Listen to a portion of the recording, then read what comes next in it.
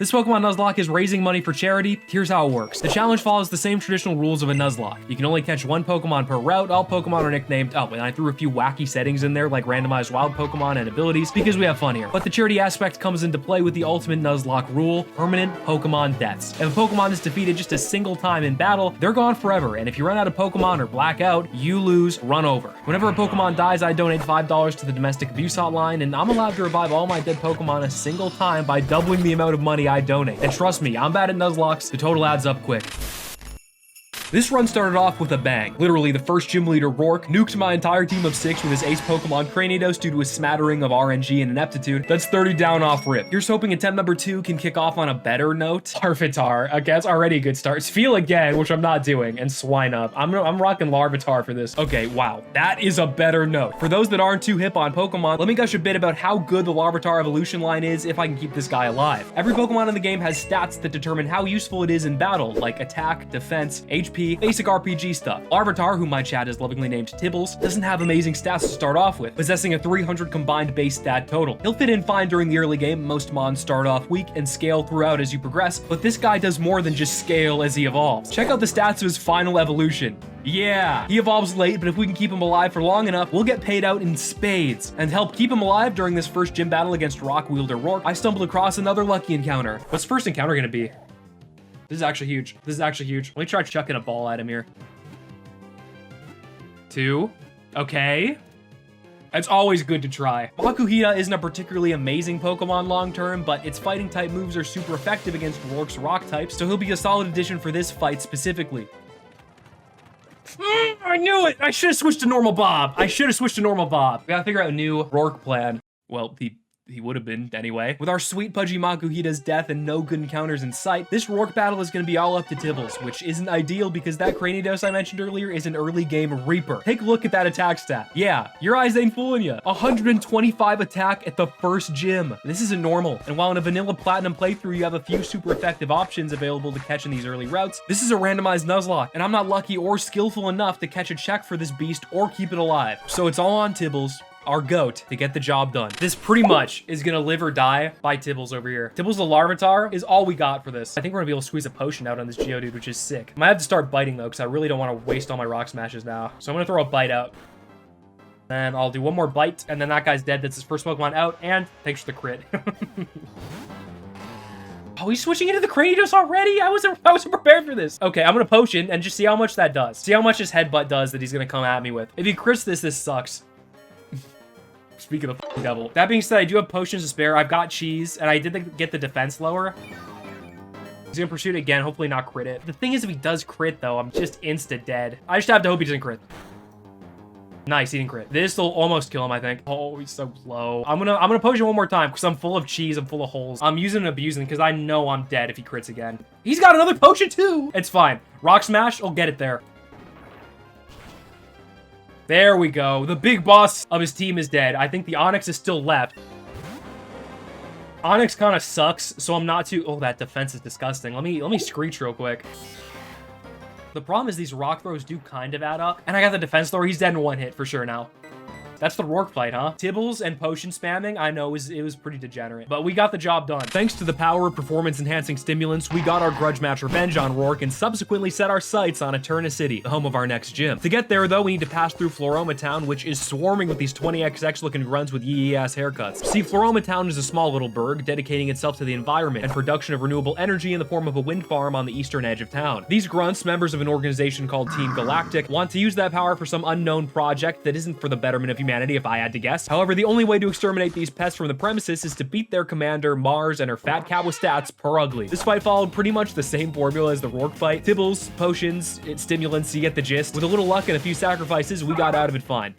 Despite the victory against Mars, it's pretty apparent to me that this team has a huge problem. And over these two major fights, I'm sure you've noticed it too. We're a one-man band right now. Tibbles is the only team member made for action, built for tough, and this upcoming gym isn't too good for our little man because of the type matchup. Tibbles is a rock and ground type, and the next gym in Eterna City is a grass type gym. Yeah, Tibbles isn't just weak to this gym, he gets destroyed by it. Since grass type moves are super effective against both rock and ground types, Tibbles is 4 times weak to any grass attack that lands on him, which means we need to raise up some new team members and fast. best. Luckily, I have two candidates that have what it takes to be great contributors. Thomas the Curlia, who's got solid future prospects, and the bird with much more current value, Twitter the Talo, who I've already evolved into a Swellow. This little goober has the advantage over grass types and could eviscerate this upcoming gym as long as one of his traits doesn't come into play. Swellow is a statistical beast for this point in the game, with that monstrously high speed and good enough attack making him perfect for sweeping. But if you look at his randomized ability, you might notice a potential problem. Color Change is a wacky ability that changes the Pokemon's type to whatever move they were hit with last. For example, if Twitter was hit with a grass type move, he'd become a grass type, susceptible to Roserade's poison type moves. And with those paper-thin defenses that Twitter has, things could get out of hand if he doesn't sweep Gardenia's team with ease. To start things out here, I think I want to just keep it simple and just wing attack, because I think this little guy's got Sunny Day, and if he gets it up, we got problems.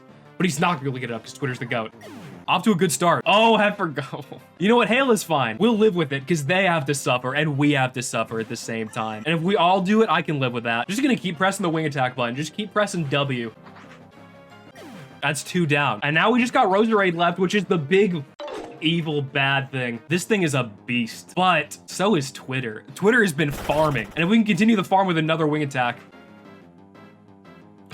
one shot. Okay, I really had nothing to worry about after all. Twitter's just the GOAT, and I didn't realize that. Well, that was a wash. Twitter did what he needed to do, resulting in the demolition of Gardenia plus the second gym along with her. And after trouncing the next Team Galactic boss Jupiter with the help of Tibbles, our run continued to drive smoothly.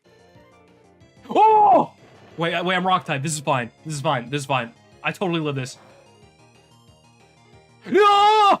Okay, yep, how could I forget the cardinal law of Nuzlocks? If a run's going well, it's about to get worse. Although our glorious Honey Bun starter king and early game carry Tibbles got blown to a million pieces, the team's at least competent enough to survive without him, thanks to the many encounters I found between the first and third gym, chief among them being our answer for the upcoming gym battle. Hello the Houndoom. Hello was seemingly built in a lab to be the perfect anti-Fantina specialist with his respectable attack, speed, and special defense, along with his dark typing to counter ghost types. And since Fantina is a ghost type gym leader, albeit with some solid Pokemon, Hello the Houndoom tore through her entire team like a knife slices through butter. Continuing our streak of good luck, I was fortunate enough to find a Wooper as my next encounter, which I know might not sound so noteworthy on the surface. Sure, the Wooper Quagsire line is decent, but what makes this one so special? Well, feast your eyes on that ability. Speed Boost. This is an amazing find. Because of the speed boost ability, Gerald the Quagsire can do it all. Deal out decent damage, solidly tank hits, and use said tankiness to progressively outspeed opponents. Plus, he's pleasant to be around. He couldn't have shown up at a better time either, because the next gym battle is a contender for being the hardest in the game relative to the time you fight them. Maylene is a beast, and I call her this because of one simple factor. She's got a Lucario.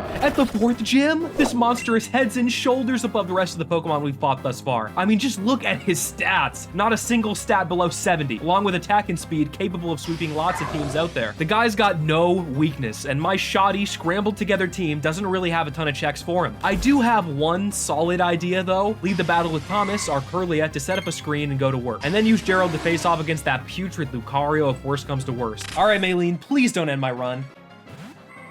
I think I'm gonna get fake outed anyway this turn. Ooh, free reflect, free reflect. Rock Tomb all you want. I got the reflect up. If I can potentially do some nasty setting up here, that could be cool. I'm gonna Calm Mind until the reflect wears up, then reflect again, and then heal, and then just go in for the kill. That's my idea. We're pretty much gonna need this reflect for that Lucario. There's no ifs, ands, or buts about it. So as long as we can fold the first 2 members of this team relatively quickly and relatively painlessly, and our reflect can stay up for a couple of turns. Thomas is goated right now. This is big brain Thomas gameplay. Oh, I know this is gonna hurt. Even with the reflect, it's gonna hurt. But we live it though. And we one-shot to boot. This is huge. This is an insane opener.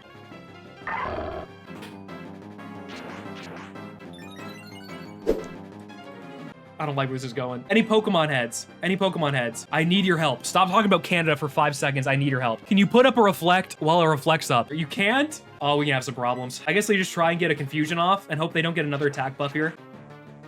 Yeah, we do die. It's a shame. And the reflect wears off that turn, man. Oh, that sucks. Here's what I'm gonna try and do. We're gonna send out Gerald. And we're gonna try and get some mud shots going. I don't know if we even live 1 force bomb, to be honest. Okay, this is why we Cherry Berry. For this fucking moment. No way! That miss sucks so much, man. I don't know how to get out of this. I'm gonna wait for 1 more speed boost proc, because I think that'll be enough. He's still faster? Through 3? Oh, no, I think it's over, man.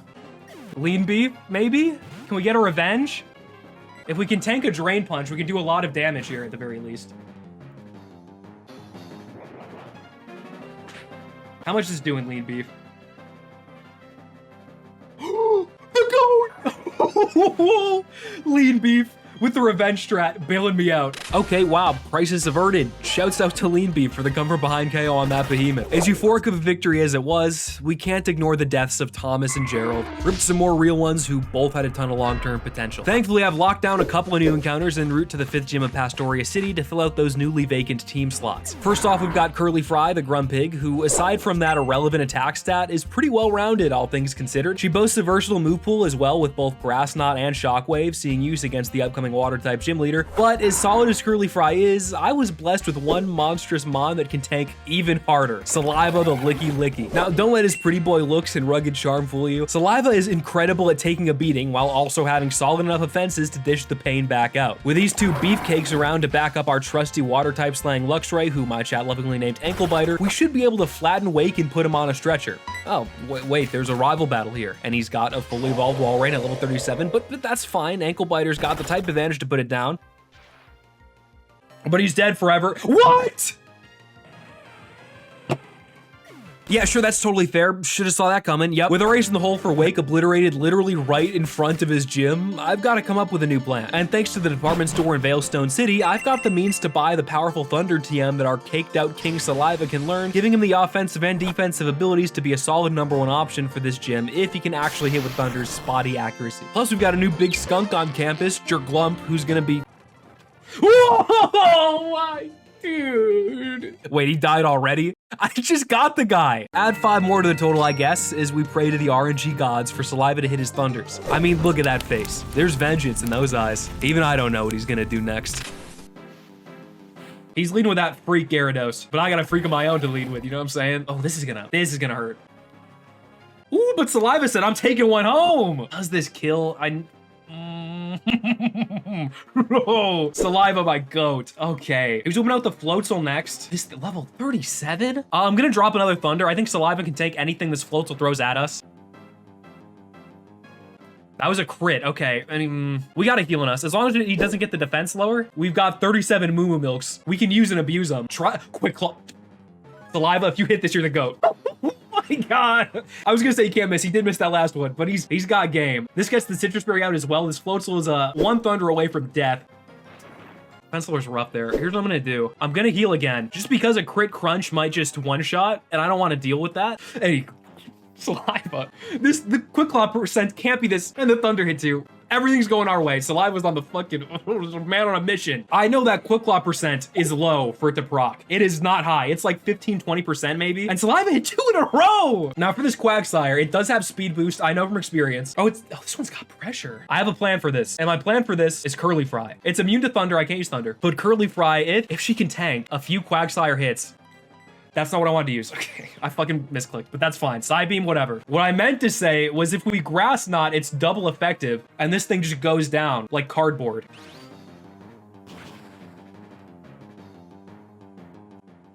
And that is, I believe, the Wake fight. And they say rage isn't a good motivator. I mean, that gym fight isn't always easy, but Wake got schwacked in record time by Saliva. You know, despite all the Pokemon deaths, bitterness, and angst, maybe Pastoria isn't so bad after all. Listen, I know this town took a lot of my Pokemon, but I swear that was not me. It was that blue-haired guy in the bowl cut, you know, Team Galactic. No good, yada yada. Next time we'll go find that dork and on a less important note, beat the rest of the game or die trying. Let me know if y'all enjoyed. This was an experimental upload for me, and as always, see you guys next time.